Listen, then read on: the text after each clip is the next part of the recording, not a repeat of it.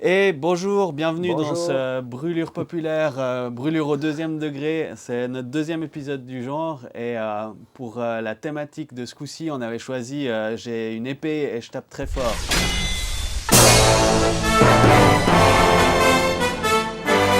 Qu'est-ce que tu nous as choisi pour cette semaine, Seb? Voilà, donc en ayant un petit peu vu ce que nos contributeurs nous avaient proposé, donc il y a quand même eu beaucoup de Berserk qui est ressorti au niveau BD. Ben oui, c'est vrai que c'est une Ouais. grosse épée qui tape très fort. Mais j'ai décidé d'aller peut-être, bah voilà, j'adore Berserk, on est d'accord. Mais j'ai quand même choisi à nouveau un petit peu de franco-belge et j'ai choisi la fameuse épée du destin dans la bande dessinée Donjon. Donc voilà, on est dans du franco-belge. C'est une épée qui tape vraiment finalement pas très fort. C'est T'es complètement à côté, voilà, je suis putain! vraiment complètement à côté, mais j'ai voulu être un peu à contre-courant, mais parce que cette épée, elle est tellement extraordinaire que j'avais vraiment envie de la citer. Donc c'est vraiment un personnage, voilà, on ne va pas revenir sur l'univers de Donjon, il faudrait presque faire un hors-série pour parler de cette bande dessinée. Mais en fait, c'est un personnage un peu veule, pas très courageux, qui travaille un peu comme fonctionnaire dans un donjon. Il y a tous les codes de Donjons et Dragons, de l'Heroic Fantasy, machin.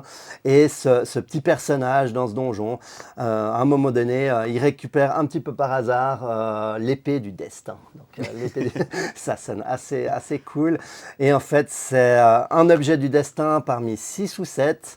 Et voilà, dans cette bande dessinée, l'idée c'est de parvenir en fait à récupérer ces 7 objets et on ne sait pas trop ce qui va advenir, voilà, parce que c'est quand même une série, il y a eu à la base une trentaine de tomes, ça a été édité, ça a été écrit par Trondheim et Sfar et ils ont commencé en 98, ils ont commencé par une trentaine de volumes et ensuite ils ont fait des pauses, après ils ont recommencé quelques volumes et là ils sont repartis sur toute une série, ils font appel à plein de dessinateurs et leur projet, alors c'était vraiment, ils en rigolent eux-mêmes, ils avaient à un moment l'envie d'en faire 300. Donc là, ils ont l'air de repartir sur les chapeaux de roue. Donc peut-être qu'ils vont même parvenir à réussir ce tour de force. Et ils l'ont dit eux-mêmes, dès le départ, ils n'ont jamais vraiment, préparé les 300 albums. Donc ils disent, oui, il y a des fois un petit peu des erreurs, des fois ils ont oublié tel ou tel personnage. Mais il y a quand même un petit peu une ligne rouge avec ces objets du destin qu'il faut récupérer.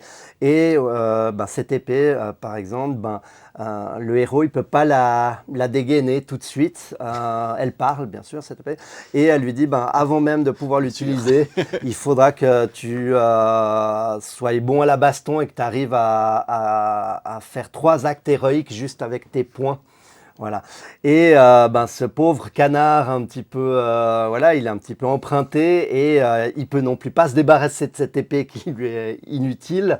Et il est un peu embêté et cette épée se permet de commenter un petit peu durant les aventures. Soudain, elle commence à lui parler, elle commente un petit peu ce qu'il fait, elle lui dit ouais, j'aimerais bien que tu meurs parce que t'es vraiment un porteur d'épée lamentable et elle invite les gens qui veulent récupérer l'épée à tuer le porteur de l'épée pour essayer de la récupérer. Donc cette épée est assez incroyable. Et un beau jour, dans le tome 3, si je ne m'abuse, ouais, Herbert le canard arrive à récupérer cette épée et il est super content. Et il y a une planche, faudra que tu la mettes parce qu'elle est Ouais. assez incroyable, où il dit, voilà, j'ai l'épée, c'est incroyable, qu'est-ce que je peux faire avec? Je peux faire exploser les cerveaux des ennemis, je peux lancer des boules de feu. Et l'épée, elle dit non.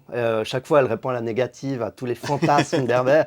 Et elle dit, ouais, à la limite, dans la nuit, je peux éclairer dans la nuit, je suis un peu phosphorescente, quoi. Et en fait, Herbert lui dit, mais alors à quoi tu sers? Et l'épée lui dit, l'idée c'est de récupérer les 7 objets du destin. Et Herbert lui demande, mais à quoi ça va me servir de les récupérer? Et l'épée lui dit, en fait, je sais pas. Et Herbert rigole et il dit, bon, alors je m'en fous. Voilà. Donc, c'est vraiment cette idée, voilà, d'une épée un peu inutile, qui a de vagues promesses, mais on ne sait pas trop vers quoi on va aller. Mais au fur et à mesure de la série, voilà, il va y avoir des développements. Et je te laisse enchaîner sur ton œuvre. Ouais, bah alors déjà, bah, au niveau des contributions, moi j'étais Ouais. offusqué jusqu'au plus profond de mon être que personne cite Highlander, parce que Highlander et personne fasse la blague quand on parle de film ultime d'épée, il ne peut en rester qu'un. Ouais. Mais bon, voilà, c'est peut-être pas un film qui est non plus célèbre pour ses combats d'épée, et puis pour ses épées, c'est peut-être plutôt parce qu'il y a Christophe Lambert et la musique de Queen. Et de toute façon, bah, je ne l'ai pas choisi, donc je peux bien Ouais. parler. Mais moi, le film que j'ai choisi, c'est The Blade de Choi Ark, qui est un peu pour moi et pour beaucoup de gens le film ultime, le film terminal de sabre. Donc c'est un De film sabre, alors. de sabre, Ouais. ouais, de sabre ou d'épée. Enfin, Ok. bah, c'est cette épée-là qui Ouais. a cette forme particulière, Ouais. qui est en fait une sorte de personnage dans le film qui a sa propre histoire et puis qui est vraiment un catalyseur de plein d'événements qui arrivent dans le film. Et bah, c'est un film qui est hyper important parce que bah, dans le genre de cinéma hongkongais qu'on appelle le wuxia-pan, donc c'est le film un peu qui correspond, le type de film qui correspond à l'heroic fantasy chez nous, film de KPDP, comme ça. Donc c'est à partir du milieu des années 60 que ce genre de film se développe beaucoup, pas mal inspiré par le cinéma traditionnel japonais aussi. Ok. Et bah, à partir de la fin des années 60, il y a un personnage qui se développe un peu dans ce genre-là, qui est le sabreur manchot en fait.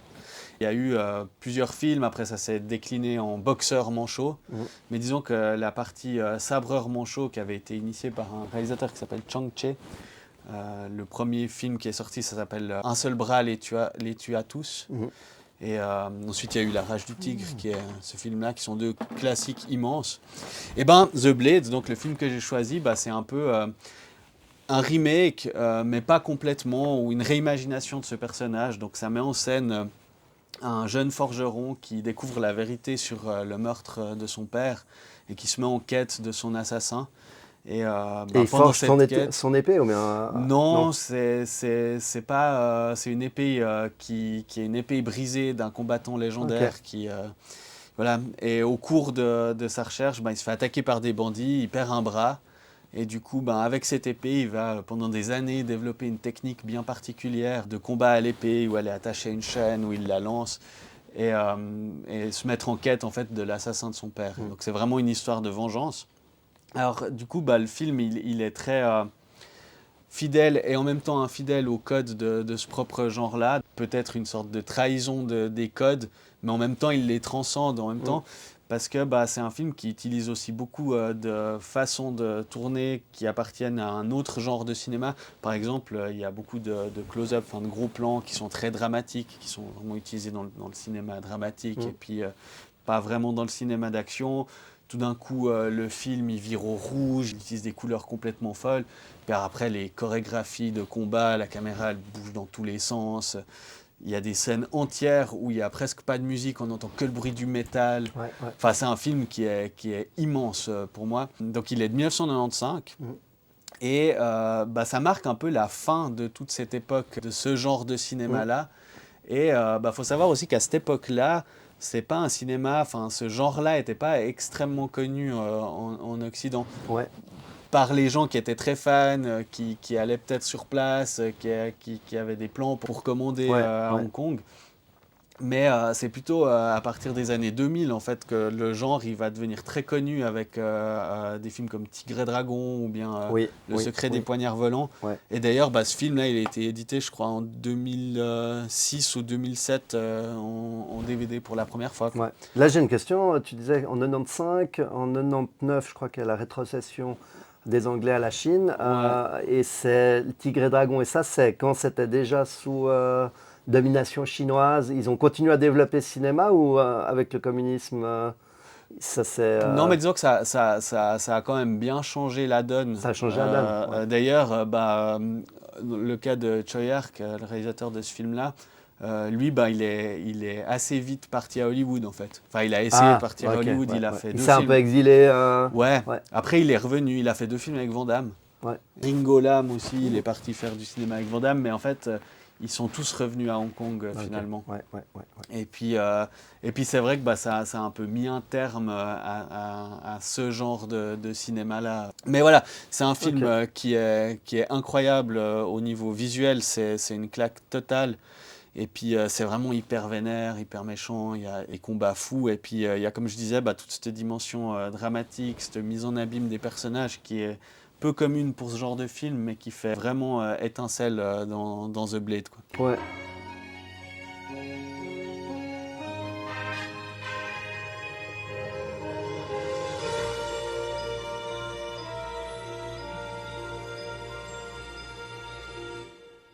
Du coup, bon, on a eu beaucoup de contributions sur Instagram. Conan, on l'a eu plein de fois.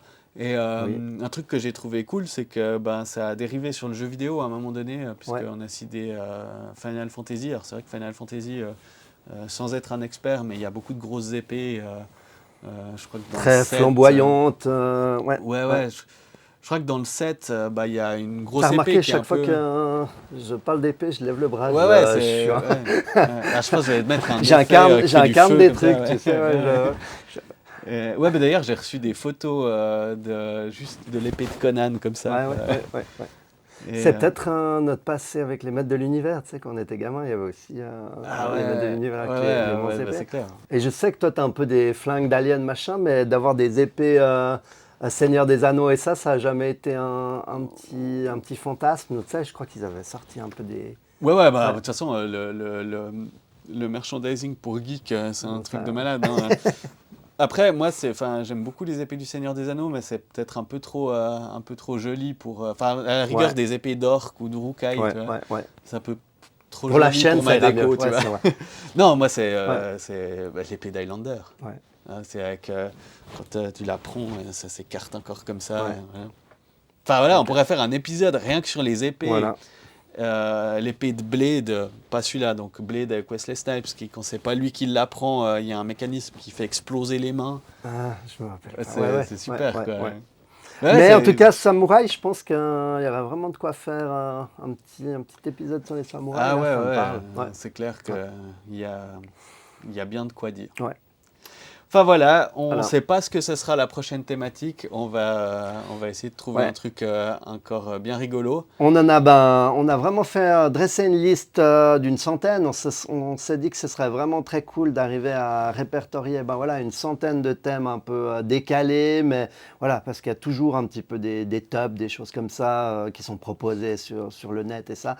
Et on s'est dit, vraiment essayons de faire voilà, un peu des thématiques un peu plus décalées et d'en avoir une centaine. Et ça pourrait ensuite faire un petit top 100 d'œuvres qui nous sont assez chères. Je me dis que ça serait vraiment pas mal et d'avoir au final un peu Un de compendium répertorié. Ouais, c'est ça, ce serait trop cool, quoi. Ouais, de la thématique décalée. complètement. Mais je crois que toi, tu voulais éventuellement le prochain sur la musique. Une Ouais, œuvre voilà, qui ouais. traduit vraiment C'est bien un peu les émotions musicales et ça.